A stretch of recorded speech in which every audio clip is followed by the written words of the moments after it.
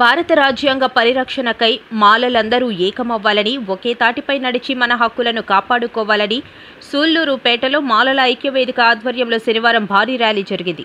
ఈ ర్యాలీకి ముఖ్య అతిథులుగా రిపబ్లికన్ పార్టీ ఆఫ్ ఇండియా రాష్ట్ర అధ్యక్షులు దాసరి చెన్నకేశవులు, మాలల ఉద్యోగ సంఘాల రాష్ట్ర అధ్యక్షులు అశోక్ బాబు పాల్గొన్నారు. ఈ సందర్భంగా వారు మాట్లాడుతూ మాలల హక్కులను కొన్ని వర్గాలు కాలరాస్తున్నాయని, ప్రతి ఒక్కరూ ఉద్యమంలో భాగస్వాములు కావాలని పిలుపునిచ్చారు. 6 లక్షల ఉద్యోగులు ప్రభుత్వాన్ని గద్దెదించగలిగితే మన 40 లక్షల మాలల ప్రభుత్వాల తలరాతలను మార్చగలరు అని హుజూరు చేశారు.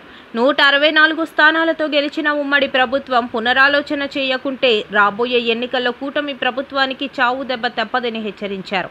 ఈ కార్యక్రమంలో ఏఎస్ఎస్ రాష్ట్ర అధ్యక్షులు బహుజన ఆనిముత్యం పిట్ల చిన్న, యువ దళిత నాయకుడు అకరపాక కిషోర్, ఐడీజేఎన్ తిరుపతి జిల్లా అధ్యక్షులు దెయ్యాల కిరణ్ కుమార్, మాల మహానాడు జనరల్ సెక్రటరీ సుధాకర్తో పాటు అనేక మంది నాయకులు పాల్గొన్నారు.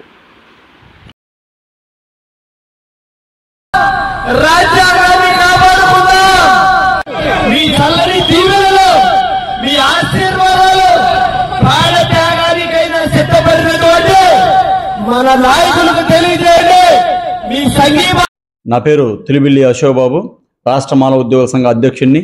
ఈరోజు సూళ్లూరుపేటలో ఏర్పాటు చేసినటువంటి మాలల ఆత్మీయ సమావేశానికి, అదేవిధంగాను రాజ్యాంగాన్ని పరిరక్షించుకునే దాంట్లో భాగంగా ఈరోజు రావడం జరిగింది. మరి ముఖ్యంగా ఈ రాష్ట్రంలో, ఈ దేశంలో మాలలపై జరుగుతున్నటువంటి అనేక రకాలైనటువంటి రాజకీయ కుట్రలని, అదేవిధంగాను వచ్చేసి రిజర్వేషన్ వర్గీకరణ పేరుతో మాలలకి విద్య, ఉద్యోగ, సామాజిక అంశాల్లో చాలా ద్రోహం జరుగుతూ ఉంది. ఇటీవల జరిగినటువంటి ఈ యొక్క నీట్లో కానీ, డిఎస్సిలో కానీ, పోలీస్ జాబ్స్లో కానీ, అదేవిధంగా గురుకుల పాఠశాల సీట్లలో కూడా మాలలకు తీవ్రమైనటువంటి అన్యాయం జరుగుతుంది. మాల విద్యార్థులు తమ యొక్క భవిష్యత్తును కోల్పోతూ ఉన్నారు. మరి ముఖ్యంగా మాల విద్యార్థులు, మాల యువత సరైన మార్గంలో నడవడానికి ఏ విధంగా నడవాలని చెప్పి ఈరోజు రాష్ట్ర మాల ఉద్యోగుల సంఘం మరియు మాలల జేఏసీ యొక్క ప్రతిష్టాత్మకమైనటువంటి కార్యక్రమం తీసుకున్నాం. కనుక ఈ యొక్క రాష్ట్రంలో ఉన్నటువంటి మాలలందరూ కూడా ఐక్యం కావాల్సిన అవసరం ఉంది. వర్గాలు, విభేదాలు పక్కన పెట్టేసి మాలల సత్తా ఈ కేంద్ర రాష్ట్ర ప్రభుత్వాలకు తెలియజేసి వర్గీకరణ తిరిగి వెనక్కి తీసుకోవాలి. ప్రైవేట్ రంగాల్లో రిజర్వేషన్ శాతాన్ని అమలుపరచాలి. అదేవిధంగా ఎస్సీ జనాభా పెరిగిన దానికి అనుగుణంగా 20% రిజర్వేషన్ని పెంచాలి. అదేవిధంగా దళిత క్రైస్తవులకు కూడా రిజర్వేషన్ని, ఎస్సీ రిజర్వేషన్ అమలు చేయాలని చెప్పి మేము డిమాండ్ చేస్తూ ఉన్నాం. అదేవిధంగా దళితుల మీద జరుగుతున్న దాడులను కూడా తీవ్రంగా ఖండిస్తూ ఉన్నాం. మాలలందరూ కూడా ఏకమవుతారు. మాలలతో పాటు ఎస్సీ, ఎస్టీ, బీసీలు కూడా భవిష్యత్తులో కలిసి ముందుకు నడుస్తామని చెప్పి తెలియజేస్తున్నాం. జై భీమ్. అందరికీ జై భీమ్. నా పేరు doctor Dasari Chennakesavulu, Republican party of India రాష్ట్ర అధ్యక్షుడిని. ఈరోజు సూళ్లూరుపేటలో మాలల ఆత్మీయ సమావేశానికి హాజరు కావడం సంతోషం. ఇది ఎందుకు జరపాల్సి వచ్చింది అనే ఒక ఉద్దేశానికి చెప్పాలని మీ ముందుకు రావడం జరిగింది. మాలల్ని ద్రోహులుగా, దుర్మార్గులుగా, దోపిడీదారులుగా, నీచులుగా ఈ సమాజం ముందు సృష్టించి మాలలకు ఉన్నటువంటి ప్రతి ఒక్క అవకాశాన్ని లాగేసుకొని మాలల్ని అణగదొక్కడమే ధ్యేయంగా కేంద్ర రాష్ట్ర ప్రభుత్వాలు ప్రవర్తిస్తున్నాయనేది సుస్పష్టంగా కనిపిస్తుంది. దీన్ని వ్యతిరేకిస్తూ మాలలందరినీ ఐక్యం చేసి, మాలలందరిలో రాజకీయ చైతన్యం కలిగించి, మాలలకి తిరిగి కోల్పోయిన ప్రతి ఒక్క హక్కుని, రాజ్యాంగం కల్పించిన హక్కుని కల్పించడమే ధ్యేయంగా ఈరోజు ఈ సమావేశానికి శ్రీకారం చుట్టడం జరిగింది.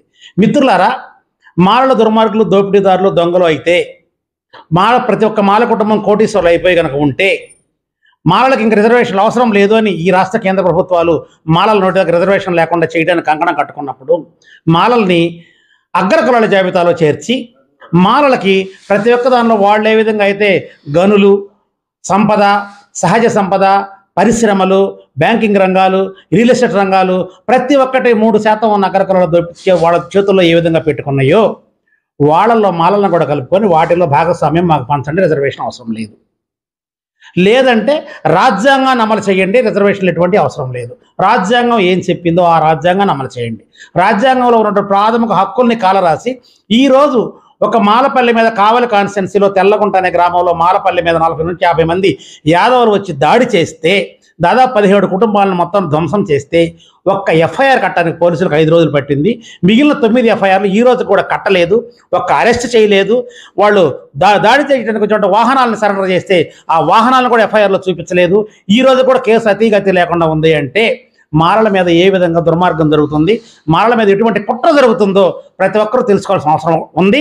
కాబట్టి మాలలారా ఇక నుండి ఏకమవుదాం, రాజ్యాంగాన్ని తెలుసుకుందాం, రాజ్యాంగాన్ని చేతపడదాం, రాజకీయం నేర్చుకుందాం, అధికారం వైపు అడుగులేద్దాం. అధికారంలో భాగస్వామ్యం అయినప్పుడే ఆత్మగౌరవంతో బ్రతకగలమని తెలుసుకుందాం.